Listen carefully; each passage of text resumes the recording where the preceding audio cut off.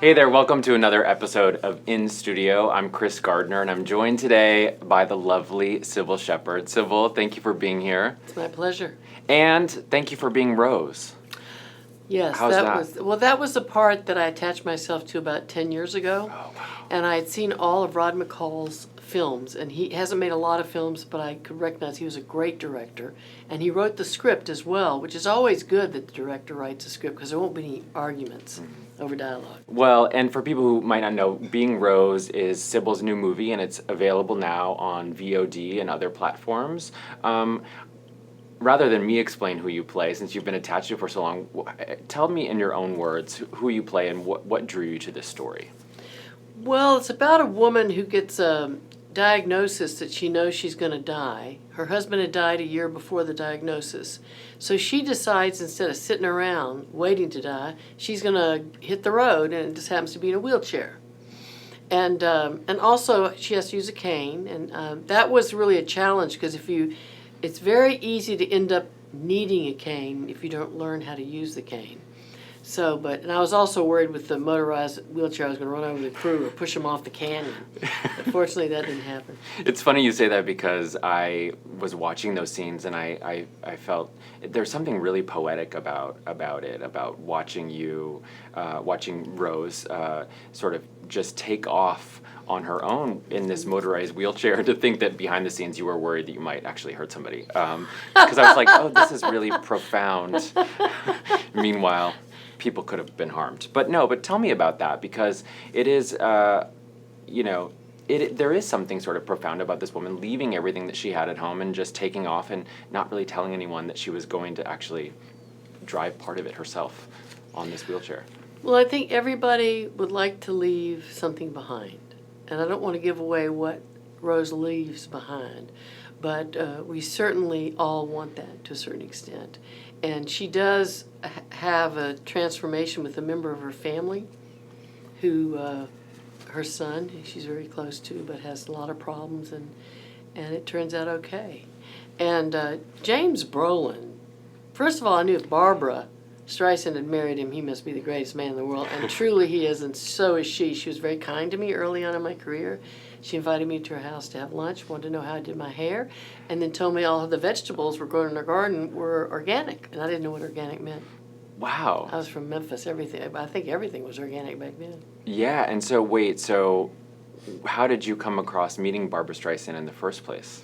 She invited me to her home for lunch. Oh, wow, that was it? Yes. Oh, wow. And so it was, and I didn't know what organic meant, as I said, but it was just a thrill, and I kept apologizing to James Brolin, because I'm a singer too, and I'd be singing along, oh, I'm so sorry, you're married to the greatest singer ever lived. Yeah. Well, so when this part, you were attached to this for a long time, and there was this part of a romantic interest for Rose. Were you the one that suggested James Brolin, or how did his involvement come about? Well, he'd worked with Rod McCall, the director, before on films, and it's a very unusual film in that it's a love story later in life, two people that finally find their matches, which is kind of thrilling. I'm still looking for that, my final match. Oh, I don't want it to be vinyl. Wait a minute, how did I say that? Just another temporary match, maybe? I don't know. My grandchildren are my Valentines now. You know what it is? What struck me too was that it is a relationship with a couple later in life, but also, seeing your group, Rose's group of friends in that one scene, was also something that caused me a little bit of pause to think about. That's just not something we see often. They were out bowling, but also contemplating life and one's journey, and we don't see that very often on screen. I imagine that. I'm not sure you've ever seen that on screen. This might be unique for this film, or certainly the way the approach was made to it. I wouldn't have missed it for the world. And I think of what I may leave behind, and I'm very proud to say that this film, Rose, Being Rose, is part of something I got to leave behind. Hopefully I'm going to be around for a long time. Any luck. Yes, not finality yet, but I'm glad you said that because it was on my list of questions to ask you because I know it's a story, I know it was a script, I know that you're acting, but sort of the beauty of these stories is sometimes they leave you with these questions about the beauty of this story for me. It leaves you with questions about mortality and fate and legacy, and I was just going to ask you that same thing of it obviously brought it up for you, but now that you have gone through this experience, what do you think about your legacy or your fate? Well, let's not talk about fate. Hopefully I'm around for a long time. Yeah. I'm very, very fortunate. And my blonde hair does not kind of disguises how smart I am because people look at a blonde and they think, how could she be smart? But I was pretty smart. My father taught me to play football in the front yard in first grade. That was because he was worried my older sister, who was very severely mentally ill, that there was going to be something happen between us. But it also taught me how to defend myself, and I'm built like my dad. I could have gone in the Navy probably, but broad shoulders and stuff like that. Plus my grandfather gave me my first shotgun when I was 12. Wow. Took me to the Memphis Gun Club, and there were no women there, and had me. I shot, trap, and skeet. So. Yeah, I took Uber one day, and the guy said, "Aren't you Cybill Shepherd from Moonlighting?" I was coming to my house. I said, "Yes," and my grandfather gave me my first shotgun when I was 12. Because I just thought it was a good message to spread around. I still have it. And he let you finish the ride. Well, we were there. Oh, you were already there. Well, that's great. And so I imagine Rose, to play Rose, you needed no additional handgun training for this movie. I don't want to spoil it for people who haven't seen it, but you do tote a gun through part of it. Oh, yeah. Absolutely. I'm a retired law enforcement officer. One of the great things about this part was it's about a woman who doesn't care what she looks like. I don't really wear makeup. I don't have my hair done. My hair color looks really weird. I'm not quite sure why. Mm-hmm. Hopefully nobody else notices that now that I mentioned it. I might go back and watch it now. But I want to talk about one of the things that struck me the most about watching this film is your beautiful performance, which has already gotten really nice notice and great reviews. But it is not this like sort of tour de force performance. It is incredible in its restraint, and that's so much in your eyes and your physicality and in your being that you do take over the screen. And so in that way, it's a real tour de force. But tell me, where did you go to find Rose? Well, first of all, I didn't have any scenes with Jason Robards, but I was in a mini-series that he was in, and he was standing across on the other side of a car, and he said, "Cybill, now acting is in the eyes, not the face." And of course, Hitchcock said, "Don't put a lot of scribble on your face." What that does, and this director really believes in that, the less you do, the more you let the audience forget you are acting, they will bring the sweep of the drama to you. So that was Rod McCall's one of the best directors, as good a director as I ever worked with. That's amazing, and great advice too. Yes. Now, walking away from this project, did it inform what you want to do next, or do you know what you're doing next? No, I don't. But I'm ready for whatever it is. Yeah. Sure enough. As we say in Memphis, if you're from Alabama, you say "show enough." Show enough. And I know we talked about this before we started rolling, but let's go back to the medical marijuana of it all, because your character does smoke a lot throughout the film, but you're not a smoker, nor have you ever been, right? No, I couldn't. No. I was almost died of pneumonia at 5 and 7 from pneumonia. I already said pneumonia. I can say it another time. Pneumonia, that's the third time. But so my family sent me down to my grandparent. My grandfather had a condo in Fort Lauderdale. They thought I'd get well down there, but I ended up in the hospital. So the second time I had it, I got to stay home, and the doctor came by, Dr. Etter, I remember his name. He came by twice a day to give me the penicillin. Wow. So I owe a lot to Dr. Etter. I'll never forget his name. Wow. I hope he's watching. Is he? I doubt it. No. Well, he's with us in some way. He's in my heart. That's nice. Mm-hmm. Have you ever had any friends that have sort of experienced what Rose has gone through in her life, or friends that have gone through serious, grave illnesses such as this? Well, I don't think so.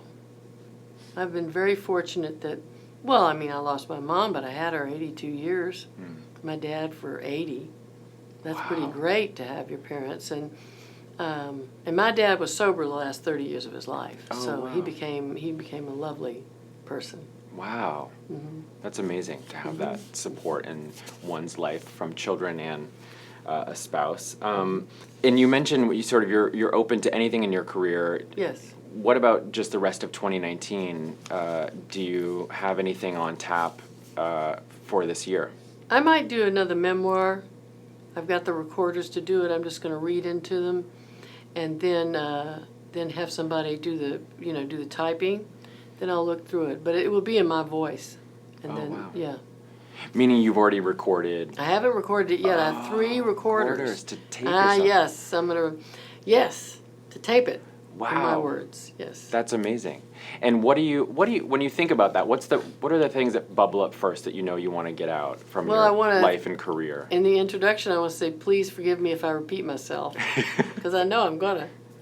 That's okay too. That's okay too. Yeah, that's great. Well, one of the things that came up just about your career history also this year, which recently made headlines, is sort of looking back at the end of Cybill.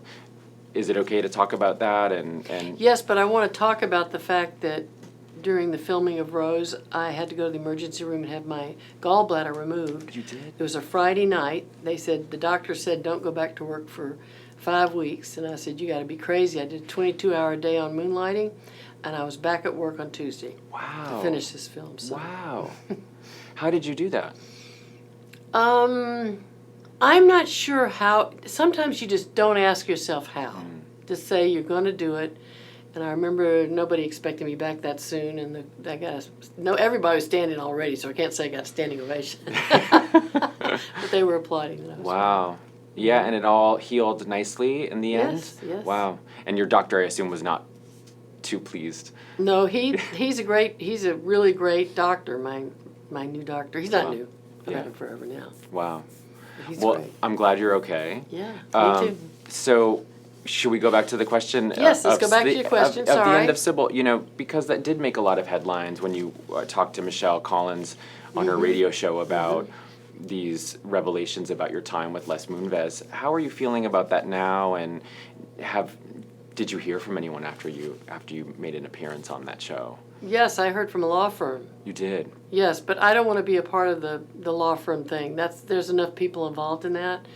I think that I hope and pray that era of somebody having that much power, a man or a woman, seems like it's mostly men, but I'm sure there's some women mixed in there somewhere, sometime, is hopefully over. That we now have a fresh place to start for us, all of us, to do the work we want to do and to keep it simple sometimes. Simple can be, less can be more less. Yeah. Less was not more for me. And what do peers or friends say? What have they said to you after hearing about your situation with Les Moonves? I got a lot of wonderful calls from people applauding me and saying congratulations, and a lot of people saying thank you for standing up and making, I think my show could have lasted another 5 years, but he didn't make it easier. He made it so it wouldn't. And you said that if you had made a different decision that night and things would have been different. I made the right decision. And well, I think one of the things that's been really the tragedy of these types of situations across the board is the loss of the work and the talent pool. Just to think about your show could have, saying that it could have existed longer, or the women who were pushed out of the business. Yeah. And I went back and just read some more about the show's ending, and it said to be continued. So That's right. So give it to me. What do you think would have happened for Cybill had her story been continued? Well, we would have got to meet Dr. Dick. If anybody remembers that character, we don't show him, but we were about to show him. Yeah. See, we got spared seeing Dr. Dick. We should congratulate ourselves for that. Well, congratulations to you for that. And the good thing too about sort of going back into Cybill, and also just your resume overall, is all of the great work you've done. And I was just curious, looking at all the great people you've worked with, do you have a favorite collaborator or director or acting peer that you've worked with over the years? Well, Elaine May directed me in a Neil Simon screenplay where we could not change a word, based on a Bruce J. Friedman short story. And Elaine said to me, that was only my second picture, she said, well, let's improvise. I said, what's that? But then I learned what improvisation was, and The Heartbreak Kid is a great film. I think they cast somebody else that didn't have blonde hair to begin with, and they tried to make her blonde, her hair fell out. It's hard to get blonde if you're not blonde. Yeah. Somebody's flashing a sign, it's almost over, our time together, how can it end so quickly? You know what, it's Darling. time to get back in the chair, I guess, and get some more blonde, I think. That's what I'm thinking about. No, we can sit here all day Yeah, we if you could. want. Oh, well.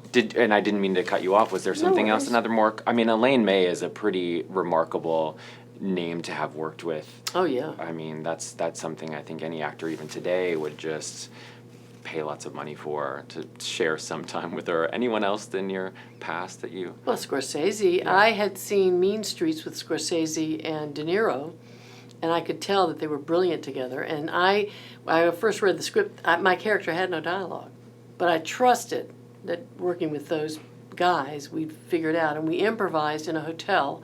De Niro and I improvised the dialogue I had in the movie, and he had with me.